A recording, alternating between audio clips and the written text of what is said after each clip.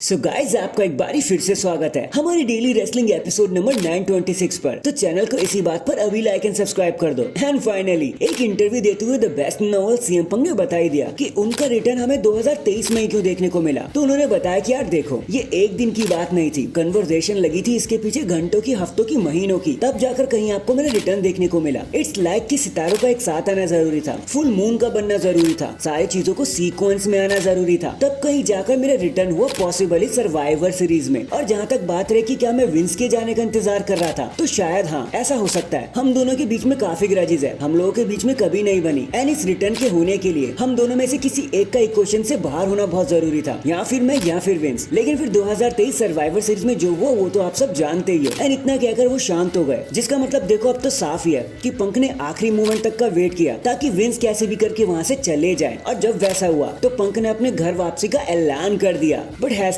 देर आए दुरुस्त आए। बाकी आप इस वीडियो को एंड तक पूरा देखना। एंड नाउ आप देख रहे हैं रेसलमैनिक्स एंड सब्सक्राइब करना तो बनता है। वेल देखो, जब से MITV लंदन में क्या हुआ तब से तो WWE खुद ही शॉक हो पड़ी है कि भाई यूके से हमें इतना ज्यादा प्यार कैसे मिल रहा है। लंदन हमेशा ही WWE के लिए काफी वोकल रहा है। एंड हमेशा से ही एक ही सवाल उठता आया है कि क्या कभी रेसलमेनिया में लंदन में देखने को मिलेगा। तो आई थिंक अब इस चीज का जवाब हमें पिछले 12 घंटों में मिल ही चुका है, क्योंकि यूनाइटेड स्टेट के मेयर खुद मिस्टर सादिक खान ने ट्रिपल एच निक खान के साथ मीटिंग करी एट लंदन सिटी हॉल में, जहां ये बात साफ क्लियर हो जाती है कि उन्होंने रेसलमेनिया को ही लेकर डिस्कशन किया है एंड कैसे WWE और लंदन के बीच में एक नई पार्टनरशिप हो सकती है। खुद मिस्टर सादिक ने भी अभी कमेंट करके बताया कि हमने WWE की अथॉरिटीज से मिलकर बहुत मजा किया, हमें अच्छा लगा उनसे मिलके। एंड काफी बात चल रही थी इसलिए कि कैसे हम दोनों पार्टीज मिलकर रेसलमेनिया को लंदन में ला सकते हैं, कैसे लंदन रेसलमेनिया को होस्ट कर सकता है आने वाले सालों में। अब देखो, ये कोई फैन की डिमांड होती ना तो मैं तुरंत मना कर देता कि घंटा ही कुछ नहीं होने वाला, लेकिन एक कंट्री का मेयर आके इस तरीके की बात कर रहा है तो अब तो पक्का हो जाता है कि आज नहीं तो कल लंदन में रेसलमेनिया देखने को जरूर मिलेगा। तो हैशटैग कांग्रेचुलेशंस लंदन, फाइनली इतने सालों में जाकर आपकी विश एक्सेप्ट कर ली गई। नेक्स्ट देखो गाइस, इतना तो आप सभी ने नोटिस कर ही लिया होगा कि जब से द रॉक सीन पर आए हैं तब से WWE कुछ ज्यादा 18+ चीजें हमें दिखाने लगी है इस साल। जैसे हमने ब्लड देखा, गालियां देखी, हॉट पोस्चर्स देखे, जेस्चर्स देखे, कभी लिव मॉर्गन तो कभी मामी के हाथों, मल्टीपल एटीट्यूड हमें देखने को मिला और थोड़ा बहुत मैच्योर कंटेंट भी देखने को मिला, कहीं ब्लैक एंड व्हाइट भी नहीं किया और हमें ऑडियंस भी देखने को नहीं मिली। और ऐसा ही कुछ हुआ भी,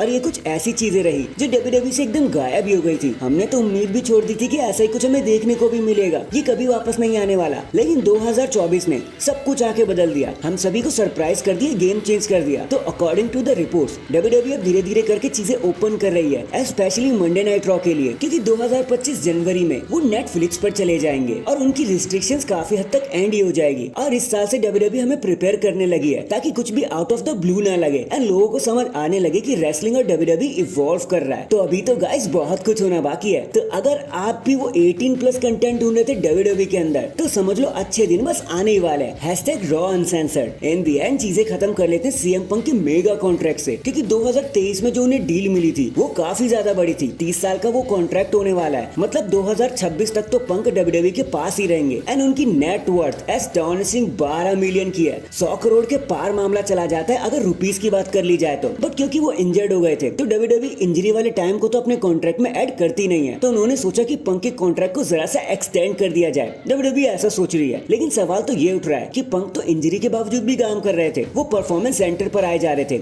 अपीयरेंस दे रहे थे, अटैक कर रहे थे, तो ये भी तो काम का हिस्सा हुआ ऑलमोस्ट। बट WWE के रूल्स आर रूल्स भाई, वो अपने हिसाब से काम करते हैं। देखो इसमें कोई इशू नहीं है, WWE और पंक के बीच में लड़ाई भी नहीं होने वाली, लेकिन देखो काम आराम से निकल जाएगा, क्योंकि भूलना मत इंचार्ज विंस नहीं है, द गेम ट्रिपल एच है, उनको काम करना आता है। So that is it guys, अभी के लिए तो बस इतना ही। आप मुझे बताना आप कितना 18+ कंटेंट देखना चाहते हो और क्या मिस कर रहे हो आप मंडे नाइट रॉ में, कमेंट करके जरूर बताना। एंड चैनल पर नया है तो चैनल को जल्दी से लाइक एंड सब्सक्राइब कर दो। बाकी मैं मिलता हूँ आपसे किसी और अपडेट के साथ, तब तक के लिए अपना ख्याल रखें और खुश रहें।